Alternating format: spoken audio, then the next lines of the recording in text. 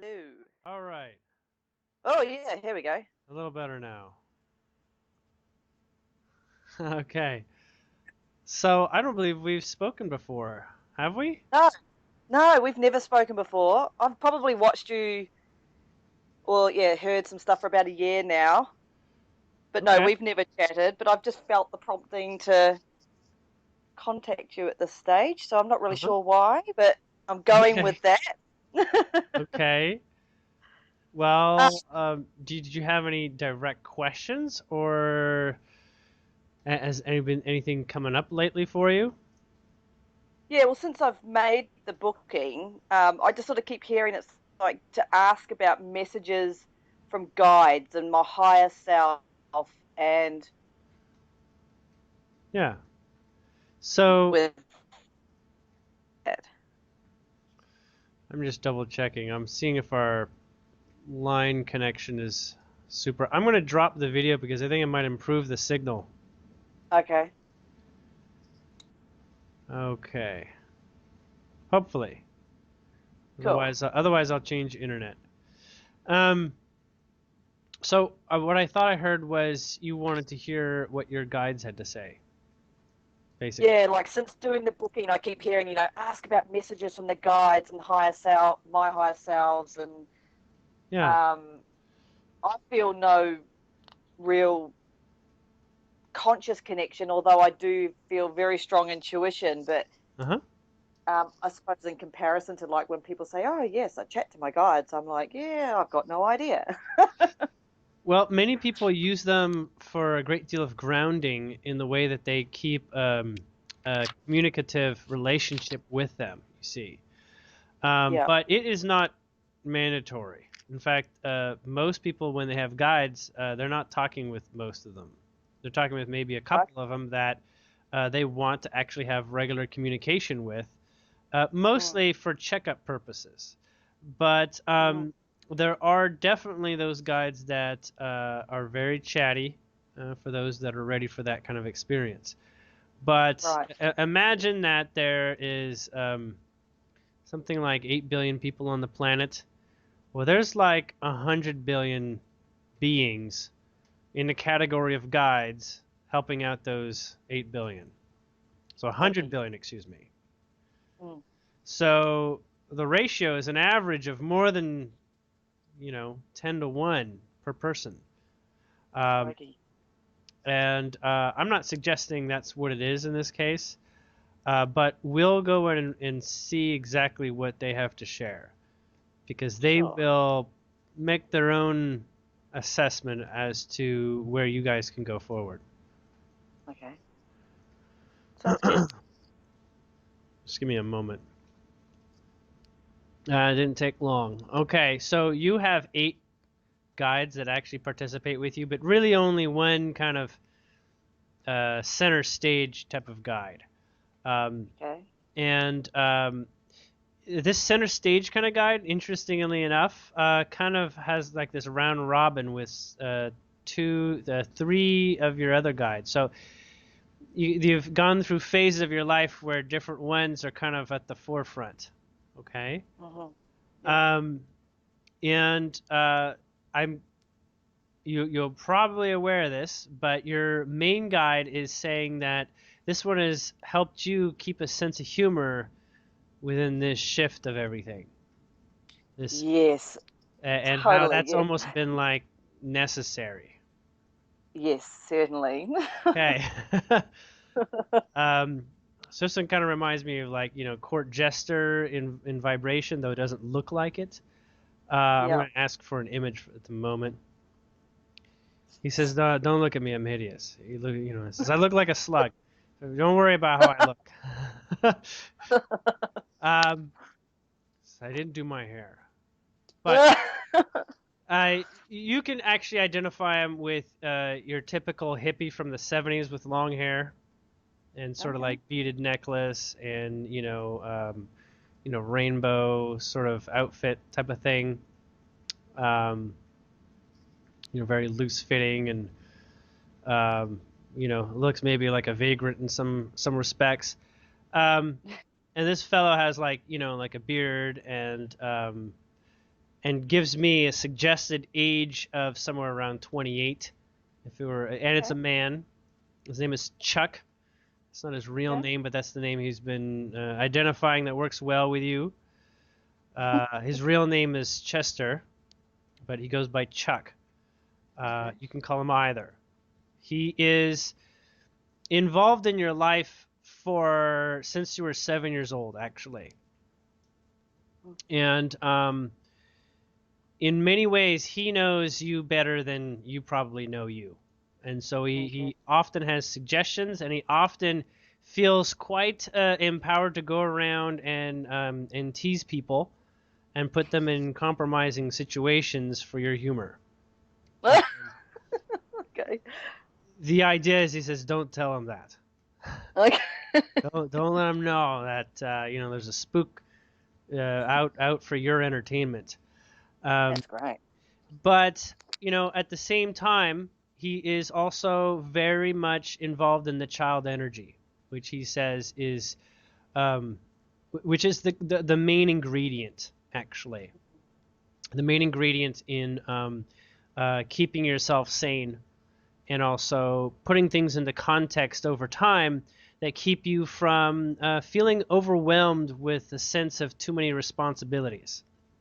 Um, the element of too many responsibilities is actually something you face uh, fairly regularly, and so that's why he's currently queued to the front.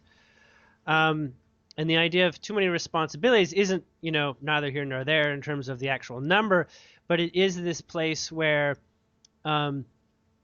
you are maybe thinking too much or believing that you need to figure everything out more than Yeah. necessary. Okay? Yeah.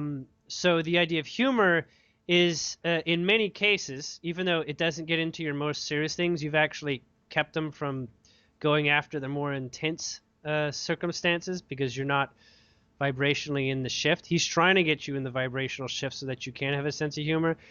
He explains that the sense of humor element is really this place where you get to look at something from a new angle that ultimately makes it look like it has pie on its face. It puts it in this perspective that it is, very far in the direction of making something kind of unbelievable, or because of that, it makes something that seems so intense and so grossly significant shows a side of it in which it is not significant. Therefore, when you experience a belief or an experience or a thought or a truth, essentially what you have is an end-to-end of what you expect that could be. So let's just say when you went to school as a child, end-to-end you thought it could be this, all the way to this. You meet somebody new based on your first assessment of them. They could be from this kind of personality over to this personality. So there's like a range, right? The point of the humor is to basically open up the door and expand the size of the box in terms of the possibilities from end to end. It can go from very, very serious to ridiculous, and so hopefully you land somewhere in the average of being in the middle, which is not nearly as serious. Does that make sense? Yeah. Okay. Yeah. So, are you in a relationship at the moment Yeah. I'm married. with somebody that has a sense of humor? Yeah, he does when he can allow it to come out as well. Yeah. Okay. Um, the funny thing is here, speaking of funny, is that part of what Chuck is suggesting is you try to tickle him as to bring out his sense of humor Yeah. and to get him to laugh. Okay? Like almost like that is part of your own growing process. Okay? Now it's not that you should go around with buzzers in your hands and practical jokes. It's more along the lines of help him to when he is in a stuck place, help him sort of step out a little bit. Now Yeah. you'll know what's over the line because you know him intimately enough, but there is this point where practice going close to that line. Okay? Okay. Practice going there. And in fact, as you're doing this, you're training your body to also be able to encompass that when you need it in your own head. It's almost like you allow yourself as well to have similar experiences that will help you simmer down under some regards. Yeah, Okay? yeah. So it's kind of like serve him in order to serve yourself in future scenarios, not necessarily from him, but open you up vibrationally because you invite by practicing. Okay, yeah. So even though, you know, a relationship can hold, we'll say, a lot of extremely serious conversations, when those come up and it feels like you're on the wrong end of a winning argument or something, like an argument that looks like your ego is going to take a bashing here or something like that, you have a very interesting way that you retreat, which is not often. And that is, well, it's neither here nor there. There's a suggestion regarding it. Suggestion, when you are in that position where that you're in a point where you don't feel good, but you don't feel that the other person has the answer either, and you wish there was just something to settle the score or settle the debt of energy one way or the other. Chuck is saying talk with him. Okay. Now, Talk with Chuck? You say, Chuck, help me out here. Right. Something like that. Yeah. So what he wants you to do in order to remember him a little bit better, because it's clear you're ready to communicate with him on some level, is write Chuck on the back of your palm between your thumb and your index finger. Okay. Okay? You write Chuck, and then what you do is you put little eyes over your index finger's knuckles. So you put two little dots so that your thumb can act as a mouth. Yeah, I know the one. Okay? Yep. And when you happen to glance, he'll synchronistically have you look at your hand when it's a good time for you to chat. So if you happen to notice, oh, that's right, I've got Chuck on my hand ready to talk, you can do that. Now, sure. He highly suggests that you do it even when people are watching you. Okay? He says he likes to make an entrance. He says entrances are pivotal because they get the ball rolling in the right way. That's why comedians always have to have the best icebreaker, and that's one of them. Okay? Okay. So whether you're comfortable or not doing this in public or even talking with him, there are points he knows where you're not. There's no way Chuck is going to be able to help you, sort of thing. Okay? Just know that he can't be insulted. He says he's seen every joke in the book. He knows too much, he says. I know too much. I can't be insulted. Okay. So because of that, he'll never feel that there's a problem by you not accessing him. Okay. Okay? Now, in the way that you will feel like you're gaining a benefit from even talking with him at all, starts with just knowing that he's in your corner, that he's rubbing your shoulders and he's saying, I hear you. I hear the sad story here. I got you. Right? And I know that, things aren't going well for you in this round. Okay? Kind of like he's got you in a boxing ring and he's coaching you a bit. But usually what he'll say is, if you want to hear him better, is find a way to regulate your breathing and take, some deep breaths. Yeah. Okay? He says when you get to remember that, that's the only thing you really need to remember, because after that, you'll feel like you have some really interesting things to consider in your own head. It'll feel like your thoughts. Okay? Yeah. It'll feel like you're imagining him. And in many ways, that's exactly how communication occurs. Right? You're not familiar with his voice directly and his nature quite yet, but over repeated occasions, you'll see kind of what it is. Much like when you call somebody up and you recognize their voice on the phone, right? Mm-hmm. Or when you come Yeah. across your old friend, you kind of know exactly what, where to start. You kind of know what the status quo is with regards to the vibration between the two of you. Mm. Okay? So Yep. from that place, and he says, you can test it out. He says, we can practice doing knock-knock jokes in the mirror. I will send you some, and you see if you can get what I'm dishing out. Okay? You'll find yourself unusually clever. He says, you'll feel good about it until you find out that they're not from you, they're from him, as a joke. Okay.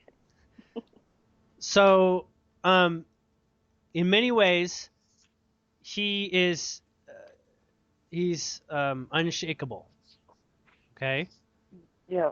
and because he's unshakable, especially during this phase in your life, which is the last 4 months and probably the next 3 or 4 months, in particular, that's his. He's on call. Mm. Um, he is going to push you to stop thinking so much. Okay. Okay. The good news is the thinking is actually going into too many paradoxical holes. One paradox is okay, but a lot of the old 3D world, the way the world has been, that you're shifting from, is Yep. held together in a chain link fence of paradoxes within paradoxes, which turn into what look like manipulation. Mm. Okay? Like literally organized paradoxes to commit you to not be able to make an argument. Mm. Okay? He knows that you're up against the fence in that sort of way, and it can be very Are you intense. there? Yes? Sorry, I missed that bit. Say that bit again. Sorry. He was saying he knows that that it can be a very trying time right now, and that it's like you're up against the fence of like a chain link system of paradox wrapped around another paradox, which is also identified popularly as manipulation, right? Mm. Because it's cleverly Yep. woven together in order to Mm-hmm. create a grounded experience, as in consistent for the average population. Mm. Okay? Yep. He wants to say you're up against the fence because you're not your average population girl. Okay? Mm. You really aren't. Uh, the moment you do, he says, well, I don't know what I'm doing here. I only hang out with exceptional people. Okay? And he wants to say your life is very interesting. He doesn't Okay. participate all the time, but, he's got you up on the telly in the corner of the room while he's, reading his soap opera novels. So, in many ways, he says, you're not really here to fight a fight. Okay? Okay. Yep. Just give me 1 minute. I've got a humorous train going by. Sure.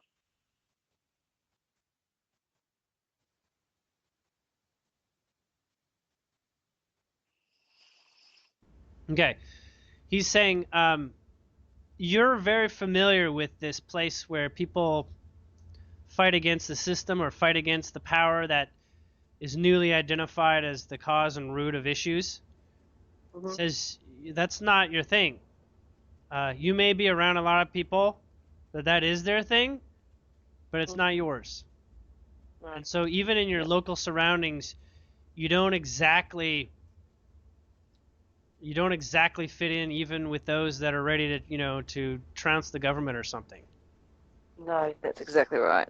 So in this way, you're kind of like their funny bone. Okay? Okay. They're the people that they can count on in the future that won't essentially take it too seriously or take it too close to heart. And in many ways, that's how you can see more information. When you're not so Okay. stuck in the one directional thought, as in facts are facts and there's nothing that you can do about it, you're Mm. open to more possibilities. And you'll become very useful in guiding those through their trials over this idea that there's an overarching nefarious power. Yeah. Okay? So That's one of your greater purposes he's explaining. And he knows that he's, hogging the time and you want to meet some of the other guys. But, he did want to say one last thing and then give you a chance to ask questions. You want to say, besides the way that you communicate and reach them through your hand, and he recommends your left hand, not your right hand. Okay. Actually, no, he's telling me your less dominant hand. Are you left-handed? I'm right-handed. Okay, so it would be your left hand. Okay. He recommends. No, he's not recommending. He's very specifically instructing. If you want to speak with him and your other guides, there is a foolproof way to begin the process. Okay. And he means foolproof as in, fool. That's a good thing. Not in the defamatory way. So foolproof, not that you're a fool, is to find a place to meditate and basically stare at the incense trail of an incense stick. Okay. Okay? And breathe in the scent. So you're basically doing controlled breathing and controlled deep breathing. And you're letting the aroma occupy your sense and your sense of smell. You won't smell it in every inhale, but it will help you. Sandalwood is recommended, but any kind is fine. In fact, having a variety of maybe up to even a dozen is ideal, mostly because you will get used to certain kinds of meditational directions and expectations with one incense stick, but you can actually say, I want to talk about or explore a different idea. Well, then, introduce a different scent to go with it. And that will help you in the future when you want to engage that kind of pattern of mind or that kind of situation. Let's just say one incense stick is talking about romance. The other incense stick is talking about money. The other incense stick is talking about, crummy neighbors, and so on. The next incense stick is about my job. Next incense is about the kids, whatever. Okay? And so, use those in a common vein. In fact, all of those probably apply, including the one that says, my health. And then contemplations about, my greater place in the world and all this sort of thing. And basically, your job is to just clear your mind through the practice of giving your mind a distraction, which is the scent and the incense trail. So behind the incense, you don't want to have too many things that are going to distract your line of vision. Okay? So you'll want it to be like a blank wall or, darkness or something, The most ideal is basically having a lamp lighting up the incense over a black backdrop. Oh, yeah. Yep. Okay? So that you really just see the incense highlighted. Okay? And if you basically shift between the ember and the trail. You can, blow out a little bit just to, play with it a little bit. Let it be the focus of your attention while your mind sort of slows down and falls a little bit asleep, it's going to feel like. Okay? You don't have a particular mantra besides Om, which is useful, but you don't need to do that. That's another form for giving your mind a degree of concentration to focus on something. But in this case, the incense smoke thing should be just fine. Okay? Okay. This is partially because you are both an air sign and a fire sign. Okay? So this is your elemental approach of highest efficacy. Okay. What you can do is you can basically measure off the length of a meditation by how far you want the incense. Of burn time, you mean? Of the incense? Yeah. So you could say, I'm going to do a half stick incense. Now, because you are air and fire, you actually have to commit to that. I know, I do, Because otherwise you won't commit. You're actually extremely non-committal, or you're very fleet of foot when it comes to where your mind can go. Okay? So that's the only earth-like element here that you need to ground into is a commitment. So you can put like a little notch, you know, or you can basically go to that point. Okay, and if nothing happens, that's just fine. You're still Yeah. practicing the muscles. Okay. Mm-hmm. So there is no agenda on the list with regards to what you can talk about, but you'll note that it comes through as if you kind of don't have guides in a way, kind of like you're thinking about it yourself. Okay? They That's promote the exactly right. insight. They promote the firing of the neurons in the brain that become ideas. So that's how they Okay. talk with you in your head. It starts off, it comes through your higher self. Okay? So they use the, we'll call the radio tower of the higher self. So initially, it does sound like your own voice. Okay? But soon you'll be calling them by name easy, and you'll be renaming and whatever. You'll see the new ones coming, the old ones saying, that was great, you know, good luck for Shift the rest. aside. Yeah. Yeah. Okay. Now we're going to open up to questions with Chuck, if you had any at the moment.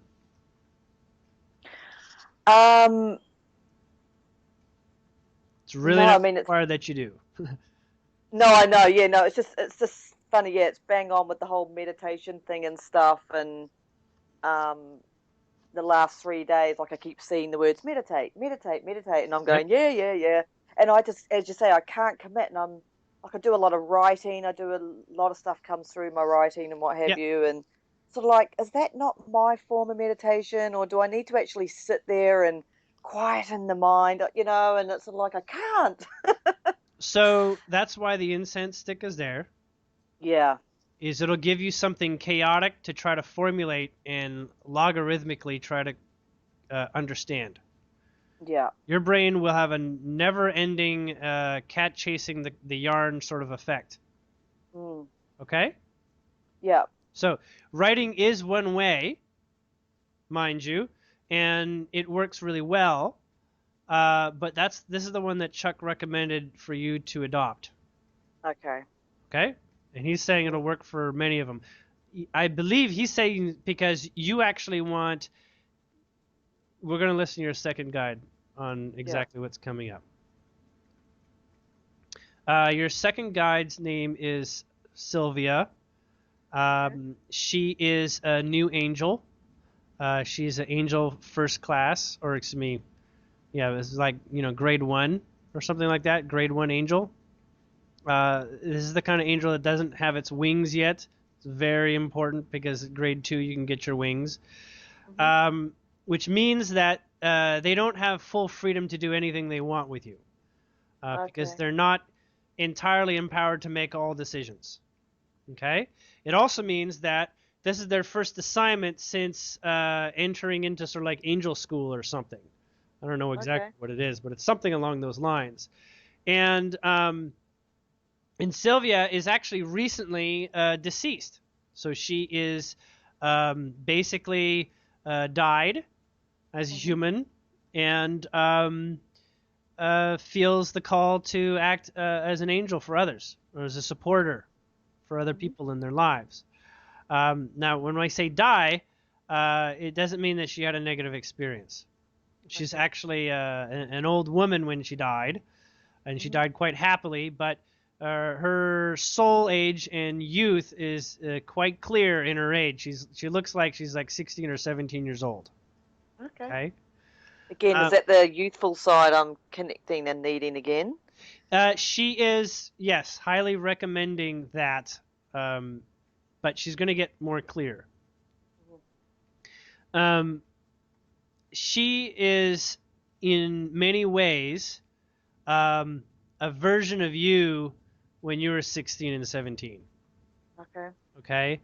And that's part of why she fit the bill, because she's kind of been exactly where you have been.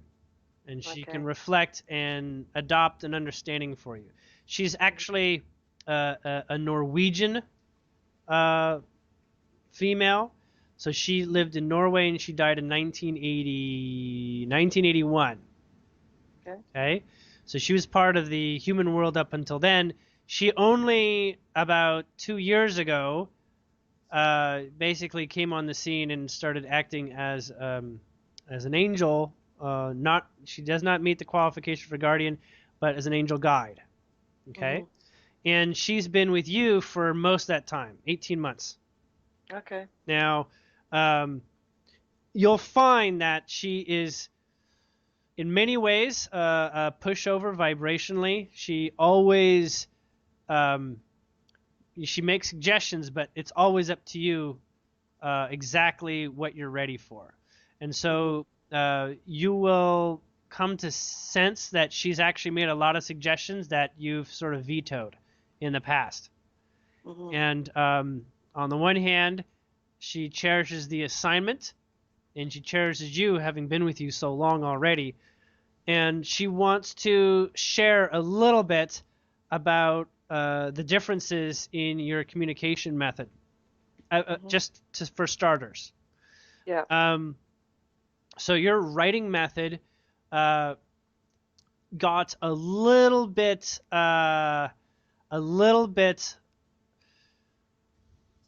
She's trying to be soft here, but she's trying to explain that your ego started running a bit of the show, and it became got into sort of ways of protecting yourself a bit more than necessary. Okay. Like a manner of logically running around a problem rather than straight through it, which is what problems are for, is to learn from. Mhm. Okay, Yeah. so she's not judging in any way, what you've already gone through. Um, but you'll note that she was actually among those trying to speak with you in that way. Okay, because she has Mhm. a high affinity for your life example. Now she says, Okay. "I know there's cell phones and internet nowadays, and everybody's got a computer, but those are not the things that concern exactly why you have a relationship with her." Okay. Now, there is a place and time in which automatic writing is at the top. Automatic writing is best when you are feeling full of life. So when you're Okay. feeling excellent, Mhm. all right? Yeah. That's when you know you're getting the full value for your time, Sure. okay? Um, what you can do is you can also filter the messages in observing how your mind has we'll just say attempted to run a little bit of the show. So if you Mhm. still have written messages, there is a way to translate them, she says. Mhm. 1 minute. In the true automatic writing sense, there are no negations. Mhm. There's no not. There's no, there's no elements that suggest an anti to a word, because that's an Okay. illusion.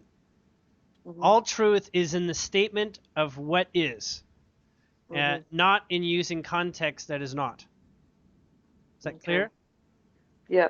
So you'll find your best writings are very, very optimistic in many ways. Mm. Okay? Yeah. So you can look at everything and look at the knots and say, oh, it looks like someone was trying to divert me a little bit here, which is you. Mm. But try not to judge yourself too harshly, because your ego will be like, come on, you can't work Mm. without me. Mm. So just, it is what it is. And it's an experience that has given you the value and gotten you to this place. So there is no non-value in it up until Mhm. this point. Okay. You'll just note that you're ready to do things like automatic writing and publish it for other people. Mhm. You're actually quite ready for that. And Sylvia would Mm. love to be a part of that. Oh. Right. Okay. Mhm. She has, a whole lifetime living in a harsh environment of Norway. And that's not the weather. That's the stern personalities that they have. Mm. And she, she had her own life where she was forced to be the house, the homemaker, essentially. Mhm. Yeah. And and that's really not your thing. And so she's all about exploring how to not put down the idea of housemaker, Mm. and yet also, cherish what's beyond it, and cherish those paradigms to live by that are beyond that type of archetype. Okay, she does not. Hold on a second. She went a little fast. I was catching up, and she already went to the next subject. All right, so she's not in any way wanting to promote any discussion with regards to your relationship. That is a different guide of yours. Yep. So even though she's talking about that archetype that was just mentioned, that it's not in contrast, because that can get overly complicated. Relationships are an independent vibration, almost completely. So they need to be treated independently in many ways. But the other thing that she was going to say that I was catching up to is that she actually does have a great deal of really good food recipes for you to practice. Okay. Right? Okay. She knows that you're all about getting better at cooking and exploring and making food that's energetically powerful. Mm-hmm. Okay, so Yep. she has a lot of old-fashioned remedies that look like they're cooking as well. That involve these old sort of ways in which you can heal the body very quickly, and to change, get yourself out of a headache, get over colds, help with the flu, all sorts of interesting things like that. And you will just sort of be guided, whether it's what to search on the internet and Google, to what sort of book you might pick up next time you're near the bookshelf or the Yeah, store or something. that is totally already happening. So Yeah. yeah, that's been happening for a fair while now. Mm-hmm. Yeah, I don't really go to the doctor. The kids don't go to the doctor really. It's all sort Yeah. of self-guided and Yeah. always I'm always picking up the right thing. So yeah. Yeah. So uh, she admires your ability to recognize the credit where credit's due. So, and just the definition of guides is someone that has shown up when you've asked for help. Okay. Okay, so whether you're consciously aware of help, your need for help, or if you feel backed into a corner vibration and you feel like you have no other options, then guides show up. They assume you'd like some assistance because you say, I wish I can get over this. Just the idea of using the term wish, I could get over this, or I'm praying to overcome this or get through this or whatever, that sets up a queue of individuals to get hired for the position.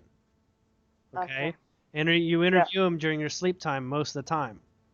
Yeah. Okay, you meet them, Yeah. you hang out. It's kind of like trying out a nanny in a way. Yeah. It's like, Yeah. how's this go? All right. She was, if you want to hear the story, she thinks it's interesting about how you picked her. Okay. You had a dream about a child of yours. Do you have children? Yeah, too. Okay. So you had a dream about a child of yours, and your child was like deathly sick, like violently, very scary. You weren't sure if the child was going to die, and you basically said, I need somebody who can walk me through this. Volunteer. Who's going to come up? And she showed up. And she showed up and she said, I'm going to help you heal this child. But first, we need to heal you. First, we need to get your head on straight and calm yourself about this. And so she worked with you on calming. Even though the child is there, she was, soothing the child and stroking the child's head, saying, look, you remember how you had a baby and the baby was, screaming its head off, and you didn't know what to do about it, well, that was a sign that you have somewhere where you can grow and develop and start a connection where you can understand what's going on. You'll also note that the child uses exaggerated experiences to show you something you need to see, right? Okay. Scream their head off, but, they're not losing a finger here, right? Mm-mm.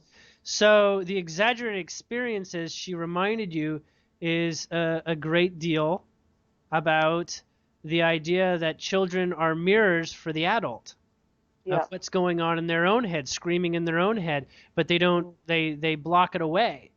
The child Yeah. will scream for you as one of your Mm. partners. Mm. Okay, so they actually all about helping you address your deeper vibration. And you said, "Whoa, that's awesome." Exactly the way you said it. You said, "Whoa, that's awesome." And the baby, not even a baby, it was like a toddler, like stood up and was like, "We're all good. All right." Yeah, sweet as. Yeah, exactly. So, you're like, "You're hired." Yeah. Um, You. yeah. Um, and there are a couple other interesting stories she wants to tell you, but she's saying there's time outside this session to play around with having a conversation with her. Yeah.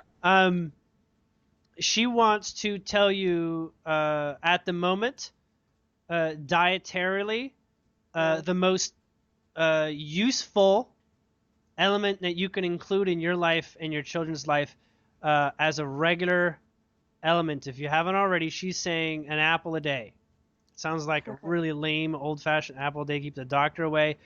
But Oh, I've been saying that the last couple of months. yeah, I'll keep saying that, yeah, because yeah, I'm going to apple cider vinegar as well, and I'm like, I need apple a day. apple a day, quite literally. Yeah. She's even saying an apple a day was actually a recipe so that you didn't have to brush your teeth either. Hmm. So if you're biting Yeah. through a peel on apple with apple peels, as long as you were flossing out the parts that got stuck in your teeth, uh, Yeah. in her age and time, you didn't need to brush your teeth. The apples Mm. did the job, and your Yeah. gums got strong too. Hmm. Okay. And so she's basically recommending an apple a day for anyone over the age of 13, and somewhere where a part of an apple for anyone under that. Yeah. Okay, so like a half apple or bunch of apples, and making apple slice for children usually goes over well. Yeah. Red apples are more preferable than other types of apples. Yeah. I'm on The red. Yeah. yellow and the green. Okay. And she says that's all she's got for the moment, unless you had questions for her. Sylvia. No, but I'm keen to go into with this, yeah, like maybe through writing or just playing around Hmm. after the call. I can't sort of think She at the says the moment. best way to do automatic writing is to ask a question and then answer it Hmm. in your own Yeah. words that you think might be your own words, but usually aren't. Yeah. Okay, cool. Okay? That's cool. Yeah. Answer your own question and be like, I don't know what the answer is, and therefore you're an empty vessel, and it Yeah. comes through. But Yeah. you'll note the highest vibration that you can be results in a more effective communication. A lot of Mm-hmm. times the question is forcing a low vibration to begin with. Do you see that? Mm-hmm. Yeah. So when you have a question, some of the more useful ways of approaching this, she's saying, is you got a question, you're like, God damn it, I wish I had this answer, right? Write it down. Mm. Write it Yeah. down and answer it later. Yeah. Like actually answer it hours later or something. Mm. Yeah, I noticed that when I do it, when I have that intensity, and if I have written it down, I always come across the answer later, whether it's through finding an article on the website, Yep. listening to you, listening to someone. I'm always led to the right place, and I'm like, there it is. There's the answer. Yep. Awesome. Yep. Exactly. So that's cool. That does confirm a lot. I Yes. did want to ask you Huh? too. Um, yeah, I mean, it was probably about a year ago or a year and a half ago that it all started that I was waking up out of this 3D land and Uh-huh. fully going into everything, Franco and Matt Kahn and Yeah. yourself and everything along those lines, and um, finding, yeah, myself now where I can literally I'm having experiences of, oh my God, I literally am a video character, and I can Yeah. feel the sense of someone pouring the tea, and I don't, yeah, that awareness of it's, Mm-hmm. yeah, you know what I'm saying. Yeah. Um, Yeah. and and then and it sort of feels like now, like when you've got all the stuff coming at you, and it would be like I was living in the city, and it would feel like all these people were coming at me, and that's all my beliefs and all my stuff, and I'm dealing with all the stuff. And then Yeah. the sense was like, then I moved to the suburbs, and then there was hardly, just people every now and then coming through, and then I'm dealing with the beliefs and purging, getting rid. And I sort of feel like now I'm out in a desert, and I'm Mm-hmm. sort of like going, whoa, it's all really clear. And because it's sort of so new, my mind's trying to catch up, I guess. And it, on a sensual level, it feels right. Like, okay, I'm out in the desert, and every now and then I'm getting the people coming in, which is why I was drawn to talk to you anyway, and that's why I trusted it. Uh-huh. Um, I don't know. I guess I'm wanting just to know, am I on the right track, or am I like out in the desert floundering? Do you know what I mean? Yes. I catch the message. Um, Yeah. so you remember how I was saying there's something that's been going on for about 4 months and looks like it's going to go for about 3 or 4 months more? Yeah. That's the phase you're in. Okay. And the greater part of this phase is the energy of this period in time, which is where you are to believe in the decisions you can make. Mm-hmm. As in, like, choosing a reality that is your dominant preference or will become your dominant preference going forward. Okay. It's like if you're given $1 billion, you're Mm. taking your time as to how you're going to do it. Mm. And you're also trying to realize that this is really happening. Like you really do have $1 billion. I know. This is the thing. I'm going, oh my God, like this is literally happening. Yeah. Yeah. Yeah. Yeah. Yeah. Totally. Yes. So there's some acclimation to the experience. Okay? Is what I'm Mm-hmm. getting. The other point here is that whatever it is that is in resistance will need to be very intense to get your attention.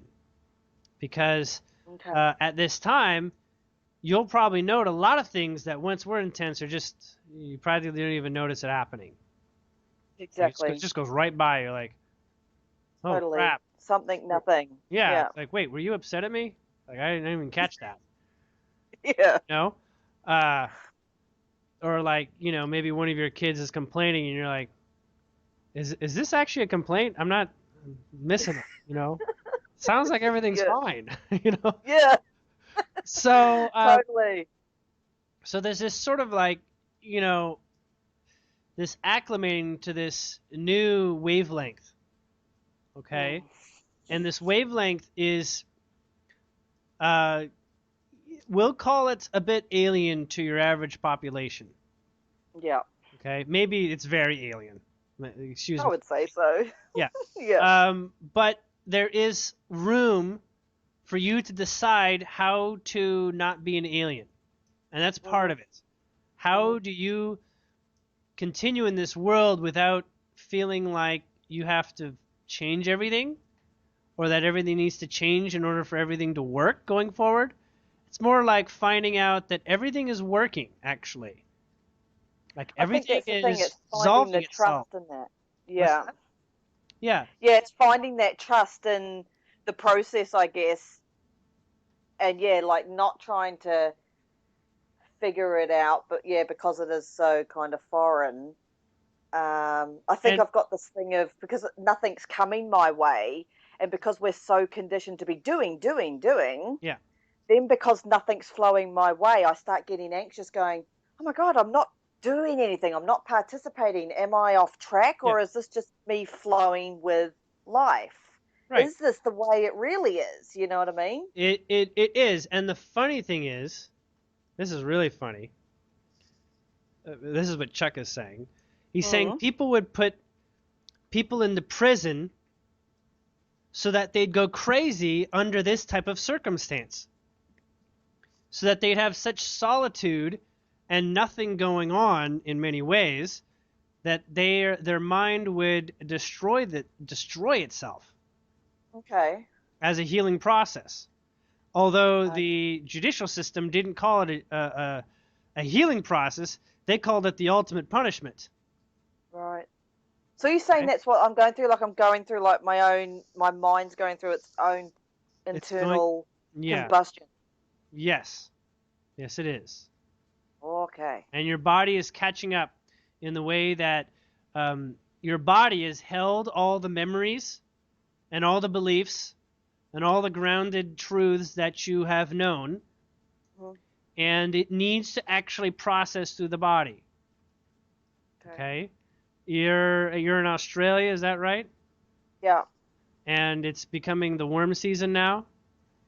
Just coming out. It's Yeah. just coming out of the worm season. Yeah. Um, you'll note that sweating is extremely healing, much in the way of the sweat lodges in the North American cultures, right? Hmm. Yeah. And your body is to go through a revigorating process, Hmm. almost like replacing all its cells with new ones that don't hold old vibrations. Yeah. Okay? So So I'm just impatient. you'll probably note the strain on your body is different Yeah. in this way that you're like somehow burning more calories or something. Yeah. Totally. Yeah. So that is part of the healing element. You'll note that in America, people do this by going to Sedona, Arizona. You've heard of that Yeah. special place? Yeah. Same story, your version.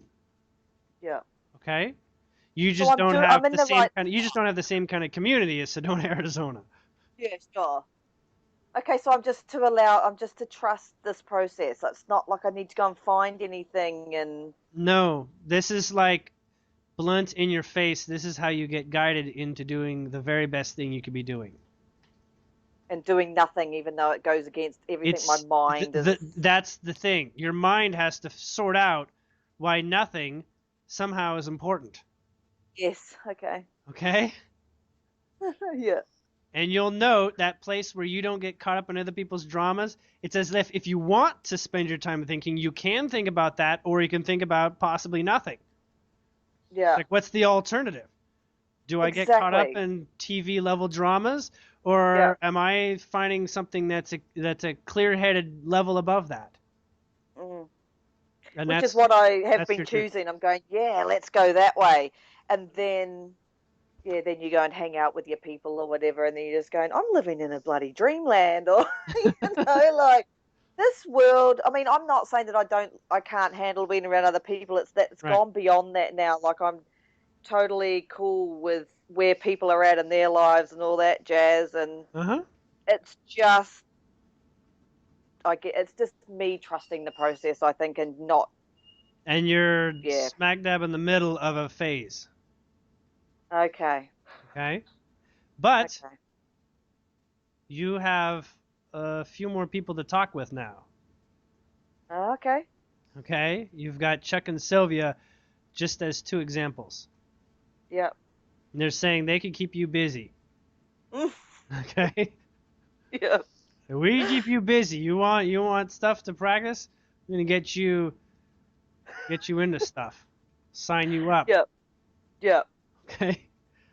Um so it's not Sylvia, but you have another guy that is actually more health oriented. Okay. If we'd like to, there's only 5 minutes left, so I'm just checking if you had other questions. We'll meet this one real quick. I did just want to find out quickly too, like I know that we all change around all that, but just like on a star system thing, like where I sit, because I keep looking up to the sky and just Mhm. going, "Are you up there?" And I'm waiting for communication, even though it sort of freaks me out. But yeah, I just wanted to Well, ask I about could that. tell you, but it's not going to make it happen sooner. Okay. Your schedule is still around 12 years from now before you ever find yourself rising off the planet. Okay. Okay? Yeah. You are you're like a subculture of Arcturian. Okay. What does that mean? Well, that Arcturians, like humans, there's Yeah. lots of different kinds of humans. Okay. Okay? Yeah. Arcturians are known for being bold, courageous, and very intelligent. Essentially, Mhm. they stride into their evolution face first. Okay. Okay, there is another Arcturian that's publicly known as Teal Scott. Yeah, I've heard of her. So you may gain some familiarity with her approach to insight and whatnot. Yeah. But Arcturians, uh, they can get pretty primal. Yeah.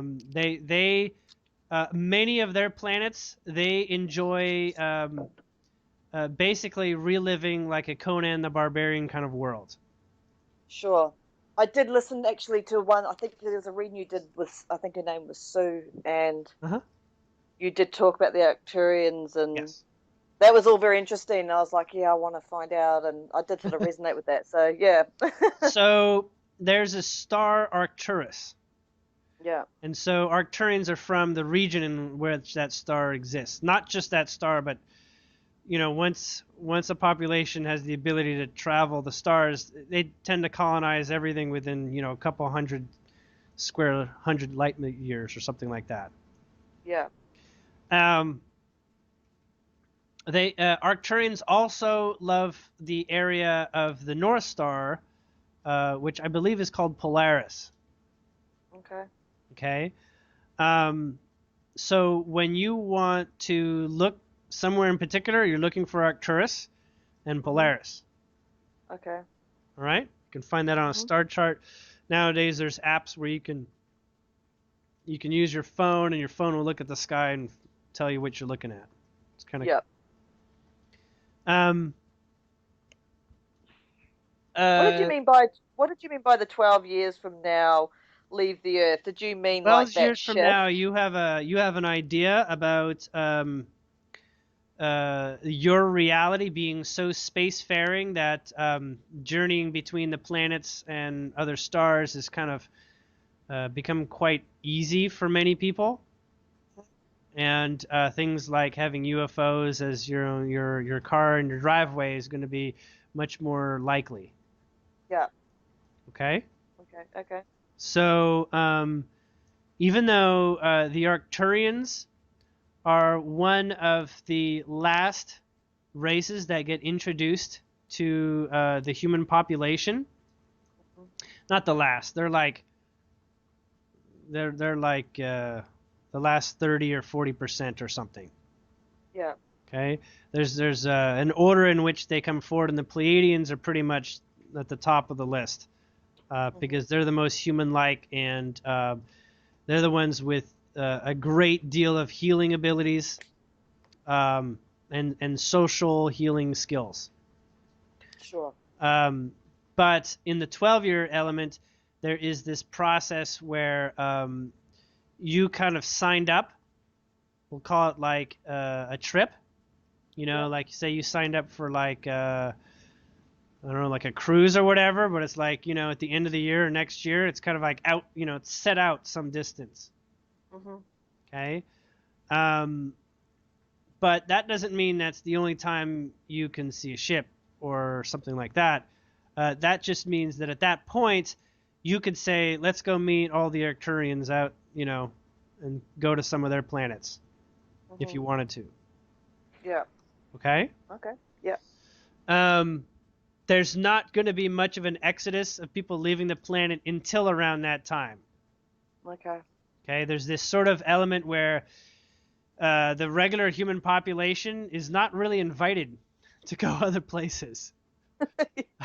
Yeah. It's not really welcome exactly. um, anyhow,